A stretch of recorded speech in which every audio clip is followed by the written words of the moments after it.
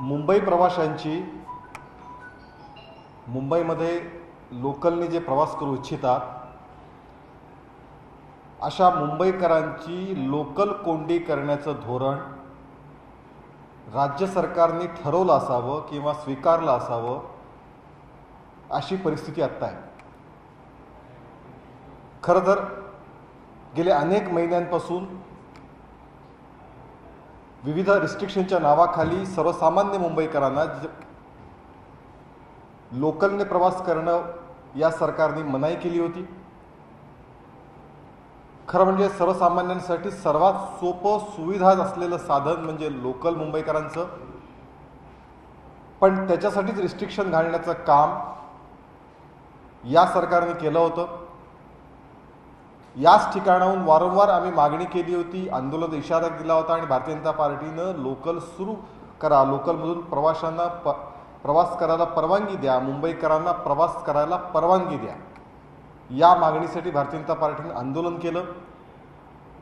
आणि त्या आंदोलनाला प्रतिसाद मिळाला पाहिल्यानंतर नाईलाजानी मुख्यमंत्र्यांनी 15 ऑगस्टपासून 2 डोस झालेल्यांना सर्वसामान्य मुंबईकरांना प्रवासाची परवानगी दिली होती, पण त्यातही अडथळे आणायचे आणि मुंबईकरांनी प्रवास करूच नये किंवा पास वाटलेच जाऊ नये अशी परिस्थिती निर्माण करायची असं धोरण सध्या त्यांनी ठेवलेलं आहे। खरं म्हणजे 2 पास ज्यांचे 2 वॅक्सिनेशन झालेत त्यांना एक सोपं सुटसुटीत करता आलं असतं। आरोग्य सेतू ॲपवरती 2 सर्टिफिकेटची नोंद ऑलरेडी असते, वॅक्सिनेशन नोंद असते, त्याच्या आधारावरती पास दिला गेला असता। पण सरकारने वेगळं ॲप नोंदणी करा, स्थानिक BMC ऑफिसमध्ये जा, या सगळ्यातून काल पहिल्या दिवशी 20-22 हजार सुद्धा पास निघू शकले नाहीत। कारण अडथळ्यांची जी शर्यत राज्य सरकारने पाससाठी उभी केली आहे ती पाहता अधिक संख्येने पास निघूच नये अशी राज्य सरकारची इच्छा आहे। मुंबईत 70 लाख प्रवासी ज्यावेळी शेवट लोकल धावत होती पूर्ण क्षमतेने, त्यावेळी 70 लाख प्रवासी या लोकलमधून जात होते। आत्ता सुद्धा जर 15 ते 20 हजार लोक फक्त लोकलने पास तुम्ही देत असाल तर 2 डोस झालेल्या तमाम मुंबईकरांना किती दिवसानंतर ना पास मिळतील याचा अंदाज करायला बरा। आणि म्हणून मुंबईकरांची लोकल कोंडी करण्याचं काम हेच राज्यातलं सरकार करतंय असा भारतीय जनता पार्टीचा आरोप आहे। 15 ऑगस्टपासून अनेक गोष्टी सुरू करतायत, पण मग मंदिराने काय घोडं मारलंय? खरं म्हणजे श्रावण महिना सुरू आहे। श्रावण महिना हा या सगळ्या हिंदू समाजासाठी अतिशय पवित्र महिना समजला जातो।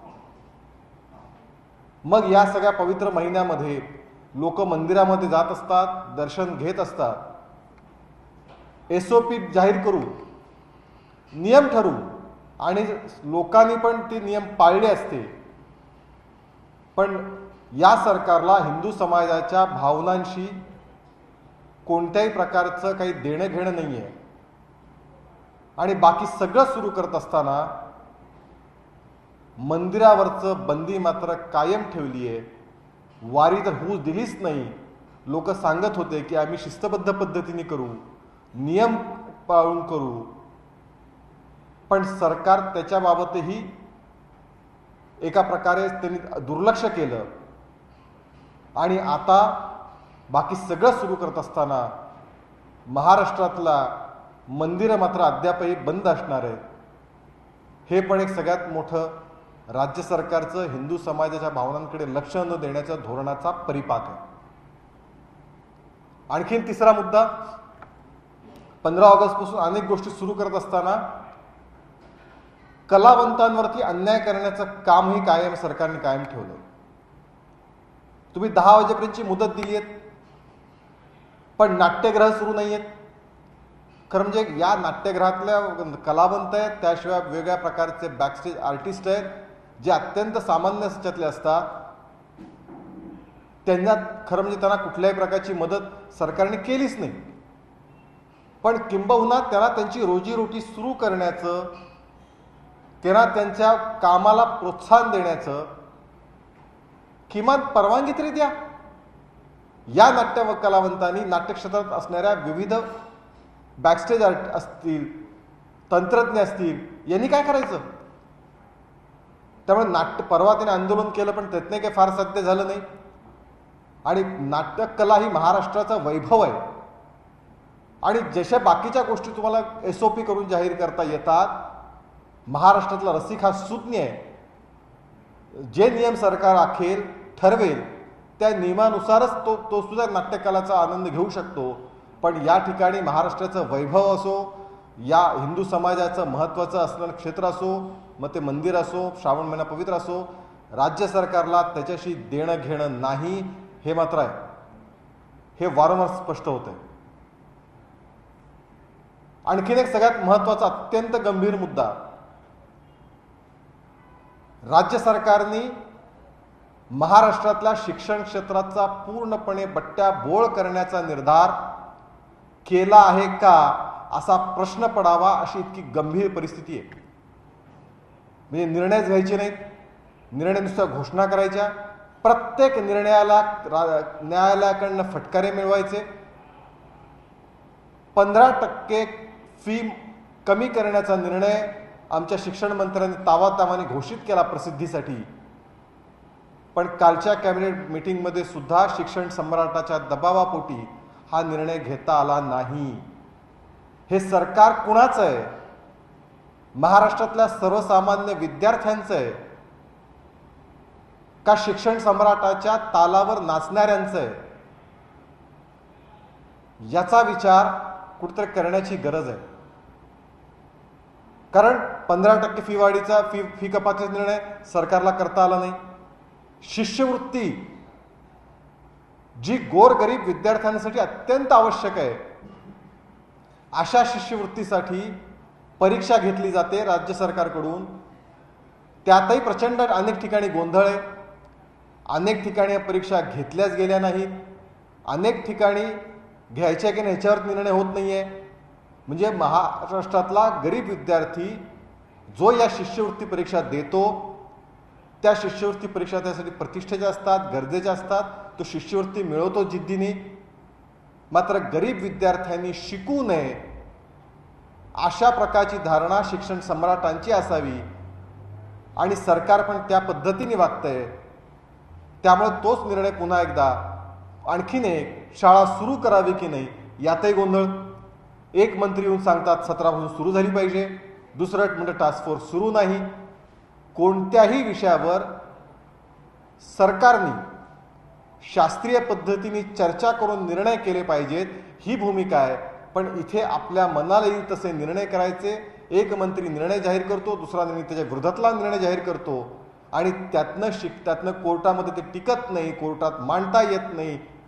त्यामुळे कोर्टामध्ये अनेक शिक्षण विषयामध्ये सरकारला फटकारे खावे लागले. यातूनही काही शिक्षण क्षेत्राबद्दलचं भलं करावं असं राज्य सरकारला वाटत नाही. राज्य सरकार त्यातनं सुधरत नाही. ही त्यातनं नुकसान मात्र महाराष्ट्रातल्या जे शिक्षण घेऊ इच्छितं अशा शैक्षणिक पिढीचं मात्र महाराष्ट्रात नुकसान होत आहे, आणि ते नुकसान न भरवण्याचं नुकसान आहे. त्यामुळे या सगळ्या अतिशय गंभीर परिस्थिती आहे. रेल्वे प्रवाशाची कोंडी करण्याचं काम राज्य सरकार करत आहे. साधं सुटसुटीत तुम्हाला करता आलं असतं, त्या सगळ्यांना तुम्ही सांगितलं असतं की तुमच्याकडे ॲप्स त्याच्यावरनं आरोग्य सेतूवरचे तुम्ही वॅक्सिनेशन दाखवा आणि पास घ्या, हे करता आलं असतं. मंदिरं अजूनही ती बंद आहेत, म्हणजे त्याबद्दल काही सरकारचं धोरण नाही आहे. नाट्यगृह कलावंताचा विषय गंभीर आहे, आणि शिक्षण क्षेत्र, नवी पिढी, या सगळ्या विषयामध्ये एक अतिशय संकटाची परिस्थिती आत्ता आहे. त्याच्याबद्दल खरोखर चिंता व्यक्त व्हावी अशी परिस्थिती आहे. माझं बोलणं झालं. काही प्रश्न असतील तर विचार.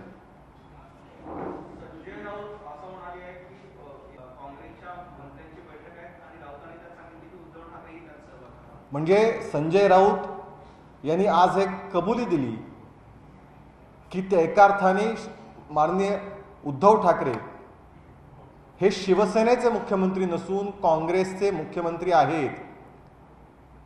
ज्या माननीय शिवसेना प्रमुख बाळासाहेब ठाकरे यांनी सोनिया गांधींवरती सडेतोड टीका केली होती,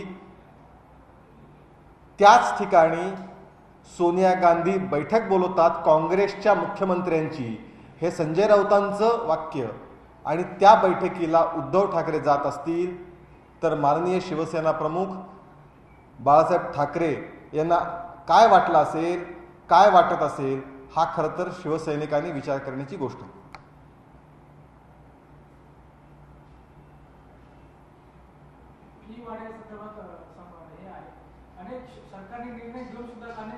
मी तुम्हाला तेच सांगितलं की या सरकारमध्ये शिक्षण सम्राटांचा दबाव जास्त आहे आणि शिक्षण सम्राट सरकारला फी कपात करायला विरोध करतायत आणि त्याच्यामुळे नुसत्या घोषणा शिक्षण मंत्र्यांनी केल्या.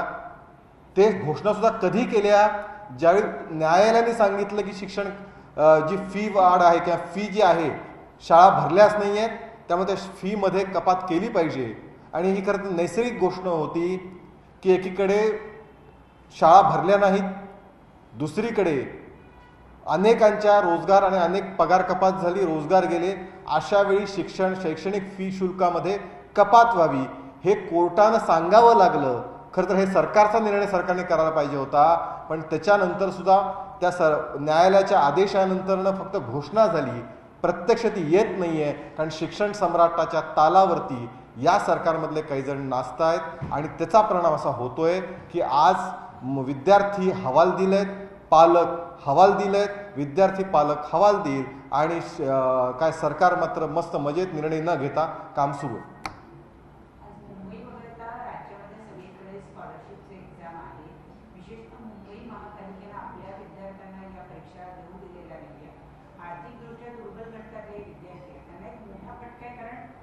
मी तुम्हाला तेच सांगितलं, मी मगाशी मुद्दा हाच मांडला की खरं म्हणजे गरीब विद्यार्थ्यासाठी, आर्थिकदृष्ट्या गरीब विद्यार्थ्यासाठी शिष्यवृत्तीची परीक्षा ही खूप महत्त्वाची असते आणि या शिष्यवृत्ती परीक्षेमध्ये तो त्यासाठी मेहनत करतो, नियमित अभ्यासाव्यतिरिक्त शिष्यवृत्ती परीक्षेचा अभ्यास करतो आणि तो जिद्दीने शिष्यवृत्ती मिळवतो. त्याची आर्थिक स्थिती लक्षात घेता शिष्यवृत्तीची जी रक्कम आहे ती त्याला महत्त्वाची असते. मात्र गोरगरीब विद्यार्थ्यांना शिक्षणापासून वंचित ठेवायचं काम या निमित्ताने राज्य सरकार करतंय, हे तर वास्तव उघड आहे.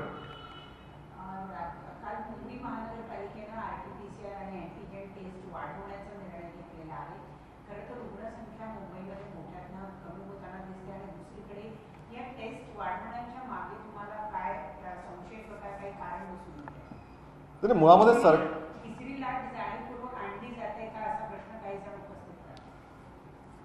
असं आहे की लॉकडाऊन आवडे मंत्र्यांना अशी महाराष्ट्रातली परिस्थिती आहे. बरं, आमचे मुख्यमंत्री तर वर्क फ्रॉम होम करण्यातच पटाईत आहेत, ते कधी बाहेर अजूनही पडत नाहीत. त्यामुळे या सगळ्या परिस्थिती ही खरोखर लॉकडाऊनच्या सगळ्या अनेक कथा, लॉकडाऊनच्या निमित्ताने घडलेल्या अनेक कथा, सुरस कथा आपण नेहमीच ऐकतोय. सरकारमधले कशा मुंबई ह्याच्यामधला भ्रष्टाचार कसा झाला, त्या भ्रष्टाचार कथासुद्धा बाहेर येत आहेत. त्यामुळे या सगळ्या गोष्टीत संशय यावी अशी परिस्थिती नक्की आहे. पण असं आहे की तुम्हाला टेस्टिंग हे नियमितपणे करत राहावं लागणार आहे. मुळामध्ये या सगळ्या विषयामध्ये आमचं म्हणणं एकच आहे की तुम्हाला जे निर्णय करायचे ते राजकीय नेत्यांच्या, अधिकाऱ्यांच्या मर्जीवर न करता त्यासाठी शास्त्रशुद्ध पद्धतीने निर्णय तुम्ही केले पाहिजेत. ते तुम्ही करत नाहीत. एका मंत्र्याला वाटतं लॉकडाऊन केला पाहिजे, रिस्ट्रिक्शन ठेवले पाहिजेत, एका मंत्र्याला वाटतं शाळा सुरू केल्या पाहिजेत, दुसरा मंत्री म्हणतो शाळा नाही सुरू केल्या पाहिजेत. अशा पद्धतीने जो जे वांछित तो ते लावू असं मंत्रिमंडळातल्या मंत्र्यांची स्थिती आहे आणि त्याच्यामुळे महाराष्ट्राचं नुकसान होतंय. त्याच्यामुळे आज चित्र दिसतं. बहिणाबाईंची जात्यावरची ओवी म्हणजे